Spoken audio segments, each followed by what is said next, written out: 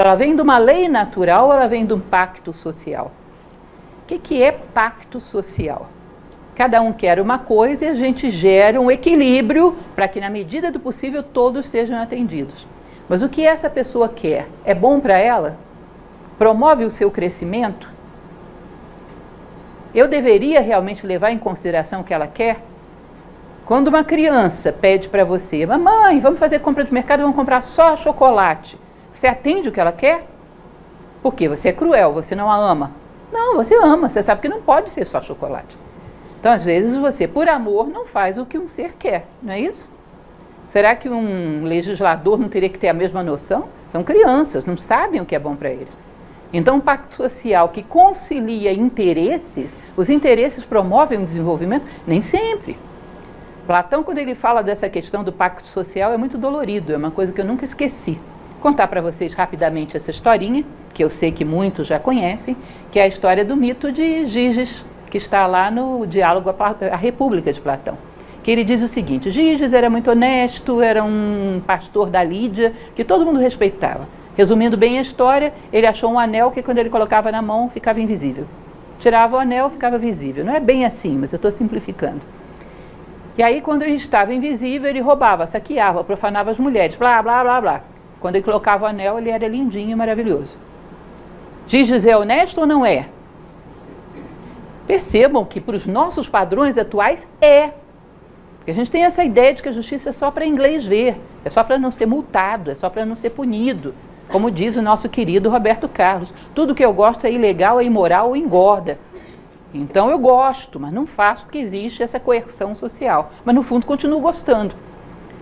Então, ele continua com a história de Giges, que essa segunda parte eu acho mais interessante. Não vou perguntar para vocês o que vocês fariam com o anel de Giges na mão.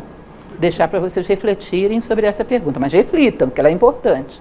Segunda parte ele diz, se as pessoas soubessem que Giges tem esse anel, e se soubessem que ele, quando está invisível, é tão honesto quando ele está visível, o que vocês acham que as pessoas pensariam? Publicamente diriam, nossa, que homem maravilhoso. Claro, estão com medo de serem roubados por ele. Então elogiam. Mas intimamente, a verdade delas, o que elas realmente pensam? Pensariam, que idiota, hein? Que otário. Por que esse anel não apareceu para mim? Eu ia me dar bem. Não, gente, vamos ser bem honestos. Eu não estou aqui me excluindo de nada, eu sou uma buscadora da sabedoria. Filósofo é um ser em aperfeiçoamento, em construção, quando mostramos lá atrás, aquilo é exatamente como um filósofo é, conscientemente. Ele está comprometido com o ânimo de aperfeiçoamento, mas está muito longe de qualquer tipo de perfeição. Estamos todos lutando nas mesmas trincheiras. Então nós sabemos que isso acontece dentro de nós. Nossa, que idiota, se fosse comigo, seria outra história. O que Platão deduz disso? As pessoas não amam a justiça. Elas toleram a justiça, sabe por quê? Por medo. Vai que eu roubo você, você me rouba, mas você é mais esperta que eu saio perdendo. Então é melhor a gente fazer um pacto, nenhuma das duas roubar. Agora, quando surge uma máscara de impunidade, a gente faz o que quer. Um anel de Giges. Eu falava sobre isso na última palestra, inclusive. Um anel de Giges é o seu pensamento. Ninguém está vendo. Posso pensar o que eu bem entendo. Olha, pensamento gera consequências tanto quanto as ações. Mas a gente não descobre isso, senão muito tarde. Às vezes não descobre nunca.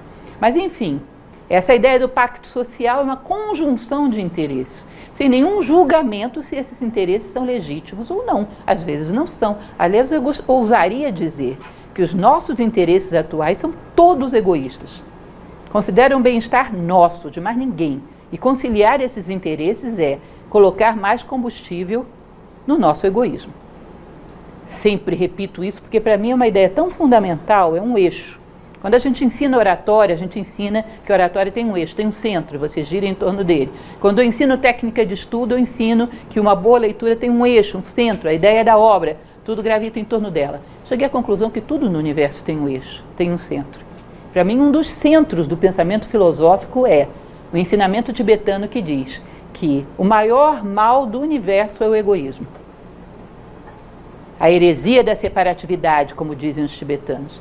Se você considera que o universo é versus unum, em torno do uno, Nossa caminhada é voltar para a unidade, voltar para a casa do Pai. Tudo aquilo que multiplica, que divide, que separa, é contramão, é involutivo.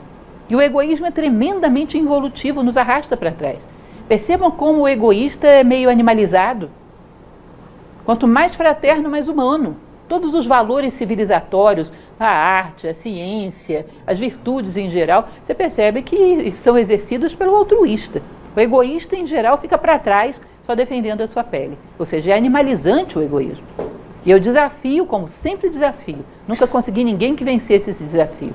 Se encontrar um problema pessoal ou social, que o egoísmo não esteja escondido por trás.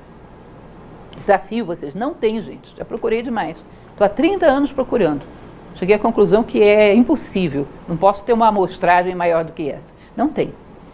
Então, a questão da lei natural exigiria que a gente tivesse alguma percepção de como a natureza se organiza. Olhar e ver o que são as estações, o que a natureza está fazendo com os seres. Olhar e ver o que são a chuva, o sol, o rocio, o orvalho, o que é a distribuição das plantas dentro de uma floresta. Hoje, eu descobri recentemente isso, estou super contente com a novidade que eu aprendi.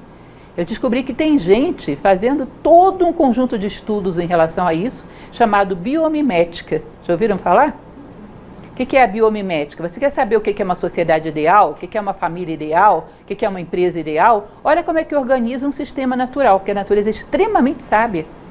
Então, olha como é que organizam as células dentro do seu corpo. Não é um sistema altamente organizado e eficaz? Você não pode aprender alguma coisa de organização aí? Olha uma floresta primária, intacta. O sistema de organização ali não é genial? A gente não pode aprender?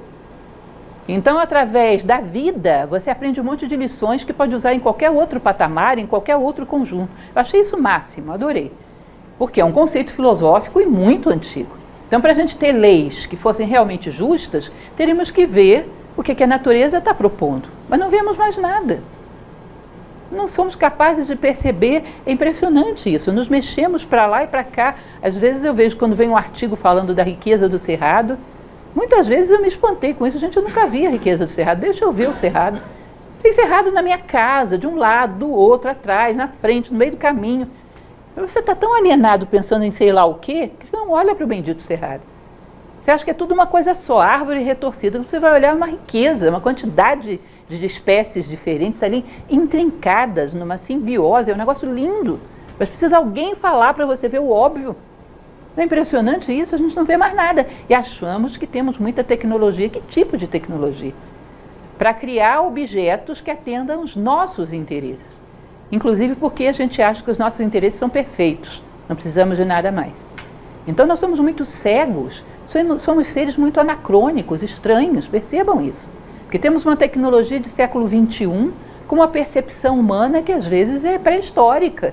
E às vezes num fanatismo medieval, tudo isso é tido num único corpo humano. Pré-histórica, assim, não pensem que eu estou exagerando. Quando eu ouço às vezes algumas coisas sobre pintura rupestre, o que aqueles pintores faziam, as intenções que tinham, com os estudos que já foram feitos, eu digo, bom, a gente não sabe mais disso não. E o cidadão, sei lá, era pedra lascada, e sabia. Então é impressionante como é que nós vamos largando pedaços pelo caminho.